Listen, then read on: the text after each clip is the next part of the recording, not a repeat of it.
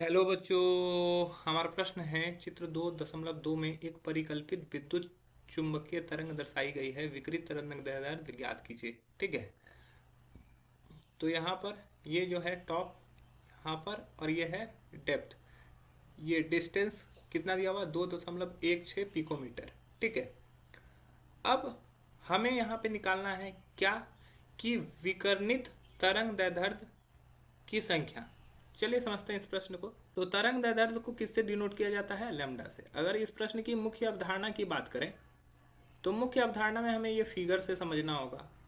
ठीक है, तो तरंग दैर्ध्य की संख्या अगर निकालनी होगी तो हम लोग को, अगर इसके परिभाषा की तरफ से समझें तो दो टॉप, ये इसके और इसके बीच के डिस्टेंस में जो चीज आएंगी उसको हम लोग क्या करेंगे? तरंग दैर्ध्य की संख्या हो जाएगी। विकर्णित तरंग दैर्ध्य हमको निकालना है तो इस दोनों के बीच का पहले डिस्टेंस समझना होगा। तो इसके बीच का डिस्टेंस यहाँ से यहाँ तक का मान लो n है।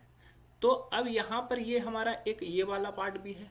ठीक है, ये वाला पार्ट है एक, ये वाला पार्ट है एक, ये वाला पार्ट है एक, और ये वाला पार्ट है एक।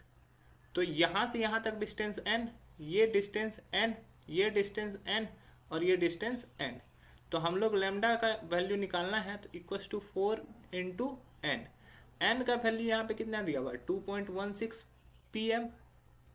pm का मतलब होता है पिकोमीटर, मतलब कि उसका वैल्यू होता है 10⁻⁻12 मीटर। तो n का वैल्यू हो जाएगा 2.16 इंटू 10⁻⁻12 मीटर। अब यहाँ पे लैम्डा का वैल्यू निकालना, लैम्डा इक्वस टू 4n है।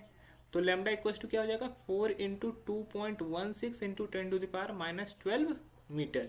तो ये हो जाएगा 8.64 इंटू 10⁻⁻12 मीटर। तो लैम्डा का जो वैल्यू आ रहा है वो आ रहा है 8.64 गुने 10⁻⁻12 मीटर। आशा है यह प्रश्न आपको समझ में आ गया होगा। धन्यवाद।